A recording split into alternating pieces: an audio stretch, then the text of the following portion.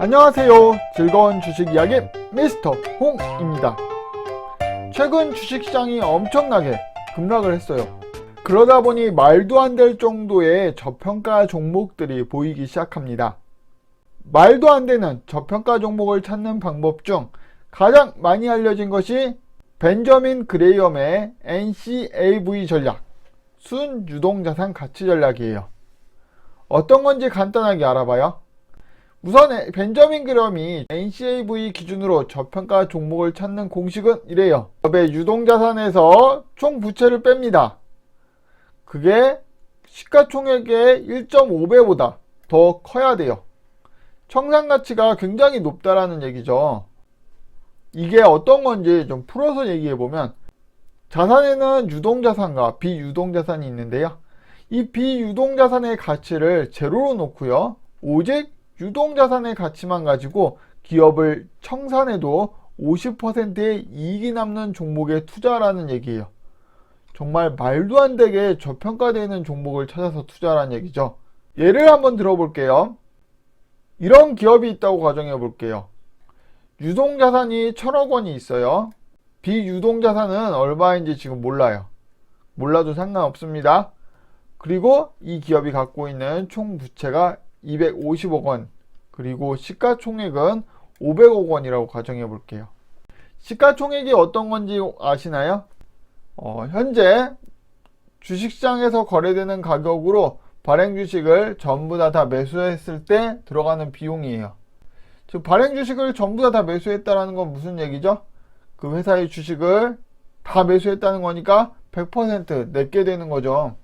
이 500억 원으로 발행 주식수를 전부 다 매수해서 100% 내 걸로 만들었다고 가정하고요. 이제부터 청산을 시작해 보겠습니다. 이제 내 거니까 이 기업 청산할 수 있는 거죠. 이 유동자산이라는 의미가 1년 안에 현금으로 만들 수 있는 돈이 1,000억입니다. 이 1,000억을 갖고요, 부채인 250억 원을 전부 다 갚아버립니다. 그러면 남아있는 게 750억 원이 되겠죠. 우리가 이 기업 주식을 전부 다 100% 매수하는 데 들어간 돈 500억 원이니까 여기서 시가총액 500억 원을 빼버립니다. 우리가 들어간 돈이 500억 원이죠. 그러면 남는 돈은 250억 원. 즉 500억 원 투자해서 250억 원을 벌었어요. 50% 수익이죠. 근데 그것뿐만이 아니죠. 여기 있는 비유동자산. 얼마인지 모르지만 비유동자산은 아직 계산하기도 전이에요. 비유동자산은 건물이나 기계, 토지 이런 것들이 되겠죠. 이 비유동자산도 추가적으로 또 청산해서 받게 되면 250억 원 플러스 알파예요. 그 기업체를 통째로 매수한 다음에 바로 청산해도 50% 이상의 수익을 남는 바로 이런 엄청나게 저평가된 기업이요. 벤저민 그레이엄은 이렇게 엄청나게 저평가된 종목들을 찾아서 투자하라고 했던 거예요. 이렇게 말도 안 되게 저평가되어 있는 종목들이 정말 주식시장에 존재할까요? 벤저민 그레이엄의 NCAV 조건이 워낙 까다로운 조건이어서 평상시에는 여기에 해당되는 종목이 많지 않습니다. 보통 한 5종목 내외? 어떤 때는 여기에 해당되는 종목이 전혀 없을 때도 있어요. 하지만 요즘같이 엄청난 급락장에서는 여기에 해당되는 종목을 제법 찾을 수가 있네요. 지금부터 데이터 다운부터 엑셀로 직접 찾는 과정, 그리고 최종 종목 도출까지 같이 한번 진행해 보도록 하겠습니다. 우리가 필요한 게 재무제표 자료가 일단 필요하잖아요. FN 가이드에서 얻을 수가 있어요. 네이버에다 그냥 FN 가이드 검색하면은 나오죠. 자, FN 가이드 홈페이지 들어가서 내려보면은 노티스 부분 more 들어가 보면 2019년 12월 확정실적 속보 나오죠. 언제요? 2020년 3월 31일 날 작성이 됐어요. 여기 한번 들어가 보시면 자료를 바로 다운로드 할 수 있어요. 클릭해서 자료를 다운받아 봅시다. 자, 압축을 풀어 볼게요.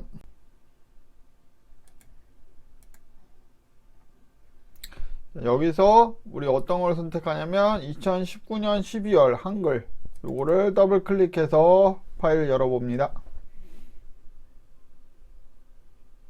그러면 전체 기업들의 재무제표가 나와요. 자, 우리 주 재무제표에는 연결재무제표 혹은 여기 보시면 연결재무제표 혹은 이런 식으로 이제 개별재무제표가 나와 있어요.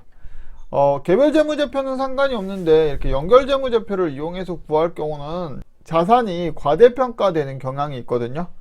그래서 개별이나 별도 재무제표를 갖고 청산가치를 구해야지 연결재무제표를 갖고 청산가치를 구하면은 청산가치가 과대평가될 거예요. 그래서 우리는 주 재무제표가 아닌 옆에 있는 요거 두 번째 시트 선택해서 여기 있는 재무제표를 이용해서 사용하시면 별도 혹은 개별 재무제표를 이용할 수 있게 돼요.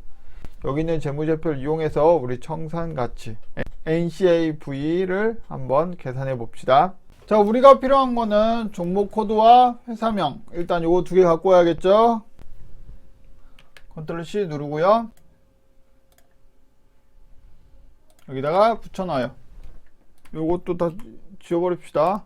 자, 종목 코드와 회사명 집어넣어 놨어요. 단기 순이익이 흑자인지 적자인지도 한번 판단해 보기 위해서 단기 순이익자를 한번 갖고 와봐요.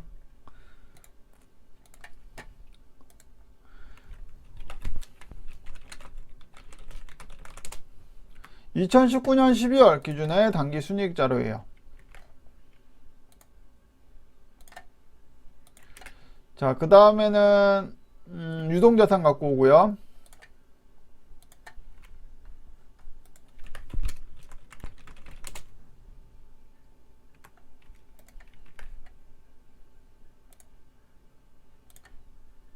그 다음에는 부채 갖고 와요.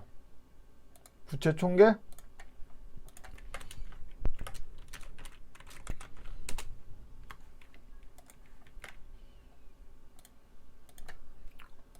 됐어요. 공식을 통해서 NCAV 값을 구하려면은 시가총액 자료가 있어야 되는데 아쉽게도 FN 가이드에서 주는 엑셀 파일에는 시가총액 자료가 없어요. 시가총액 자료는 한국거래소 홈페이지에서 구할 수 있어요. 한국거래소 홈페이지 들어오면 시장정보, 순위정보, 시가총액 들어와서 날짜 선택하고 조회 버튼 누른 다음에 엑셀. 자, 엑셀로 다운받으면은 종목 코드와 종목명 옆에 보면 현재가 거래량 쭉 나오는데 요 KR 보면은 시가총액이 있네요. 종목 코드, 종목명, 시가총액 이렇게 세 개 갖고 와 봅시다. 컨트롤 C 누르고요. 아까 우리 만들던 데 가서 한 옆에쯤 여기다가 한 붙여놔 버립시다. 여기는 한국거래소 홈페이지에서 갖고 온 시가총액 자료, 여기서는 FN 가이드에서 갖고 온 재무제표 자료예요. 옆에다가 여기다가 이제 시가총액을 집어넣을 텐데요. 동아약품이라는 회사의 시가총액을 오른쪽에서 찾아다가 그 해당하는 시가총액을 여기다 갖다 붙여놓고요. KR모터스라는 회사의 시가총액을 오른쪽 표에서 찾아서 또 갖다 붙여놓고. 어떤 방법 쓰면 될까요? VLOOKUP이라는 함수를 사용하면은 이걸 해낼 수가 있겠죠? 그런데 사용하기 전에 여기는 종목 코드와 여기는 종목 코드가 서로 형식이 달라요. 여기 종목 코드는 앞에 A자가 붙어 있는데요. 여기 있는 종목 코드에는 A자가 안 붙어 있어요. 이 두 개의 형식을 같게 만들어 줘야겠죠. 자, 여기 있는 거를 A자를 빼는 방법이 있을 거고요. 아니면 여기에 A자를 집어넣는 방법도 있을 거예요. A자를 집어넣는 방법을 써보도록 할게요.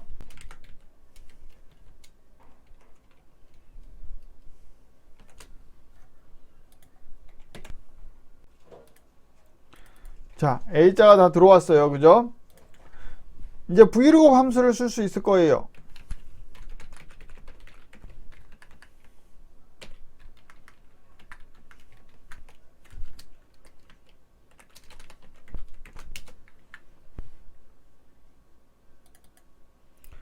자, 이제 다 갖고 왔죠. 그죠? 컨트롤 C 누르고 선택하여 붙여넣기 해서 값으로 다 집어넣어 봅시다. 이제 오른쪽 있는 표 다 지워도 되겠죠. 그죠? 그리고 요 행도 지워버립시다. 자, 단 한 가지 문제가 있어요. 시작하기 전에 여기 보시면 요거는 아까 FN 가이드에서 갖고 온 거라고 했고요. 요거는 한국거래소 홈페이지에서 갖고 왔다고 말씀드렸는데 서로 단위가 달라요. 요거는 지금 단위가 보이세요? 단위 1000원 단위예요. 한국거래소 홈페이지에서 갖고 온 요 시가총액 자료는요 1000원 단위가 아니라 원 단위로 되어 있어요. 시가총액을 1000원 단위로 만들어주기 위해선 여기 있는 거 시가총액 나누기 1000원 하면 되겠죠. 그러면 1000원 단위의 시가총액을 만들어준 거예요. 자, 왼쪽 거는 원 단위, 오른쪽 거는 1000원 단위. 자, 앞에 건 이제 필요 없겠죠. 앞에 있는 시가총액을 이제 없애줄까요? 그렇다고 없애주면은 바로 에러가 나요. 자, 어떻게 하면 에러가 안 날까요? 앞에 있는 시가총액을 없애기 전에 전부 다 선택해서 컨트롤 C 선택하여 붙여넣기 값으로 붙여놓고 나서 그 다음에 삭제를 하면 에러가 안 나겠죠. 자, 이제 단기순이익, 유동자산, 부채총계, 시가총액 모두 다 단위가 같아요. 1000원 단위예요. 이제 저기 유동자산에서 부채를 빼봅시다. 유동자산 빼기 부채. 유동자산에서 부채를 빼면은 이렇게 나오네요. 그죠? 자, 그 다음에 NCAV 값은 어떻게 구해요? NCAV 비율을 구해봅시다. 유동자산 빼기 부채한 거에서 시가총액으로 나눠주는 거예요. 이렇게 해서 NCAV 비율을 구하는 거예요. 자, 이 NCAV 비율이 1.5보다 크면은 바로 벤저민 그레엄의 조건에 만족하는 거네요. 우리 NCAV 비율을 높은 것부터 낮은 순서대로 일렬로 쭉 정렬해 봅시다.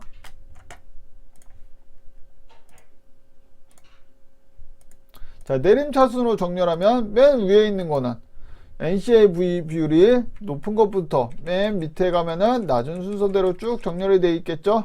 맨 밑에는 뭐 마이너스인 값도 나오겠네요. NCAV 비율이 뭐 마이너스 13 뭐 이런 것도 있어요. 자, 우리는 NCAV 비율이 1.5인 게 바로 조건에 만족하는 건데요. 보면은 당기순이익이 이렇게 적절한 기업들도 눈에 띄어요. 이런 종목들 제거해 줄까요? 자, 일단은 당기순이익이 흑자인 기업들만 추출해 볼게요. 그 다음에 NCAV 비율이 1.5보다 큰 것만 또 봅시다. 됐어요. 이 종목들이 전부 다 벤저민 그리엄의 조건에 만족하는 종목들이에요. 총 몇 종목일까요? 총 32개의 종목이네요. 자, NCAV 비율이 가장 높은 종목은 바로 한국철강이에요. NCAV 비율이 무려 2.79나 되네요. 유동자산이 5,720억에서 부채 1,480억 빼면은 4,240억이 돼요. 유동자산만 갖고 판단한 청산가치가 4,240억이란 얘기예요. 그런데 시가총액은 고작 1,519억입니다. 엄청나게 저평가되어 있는 기업이죠. 신도리코도 한번 볼게요. 당기순이익 당연히 흑자고요. 유동자산은 7,080억입니다. 부채는 748억 밖에 안 돼요. 7,080억에서 748억 빼면은 유동자산만 갖고 계산한 청산가치가 6,334억. 그런데 시가총액은 고작 2,390억 밖에 되지 않아요. 자, 벤자민 그레엄의 NCAV 조건에 맞는 종목들을 찾아봤어요. 총 32종목이 나왔죠. 여기 있는 종목들이 저평가되어 있는 종목들이 맞습니다. 하지만 이 종목들을 산다고 100% 수익이 난다라는 보장을 드리지는 않습니다. 제 추천 종목도 아니에요.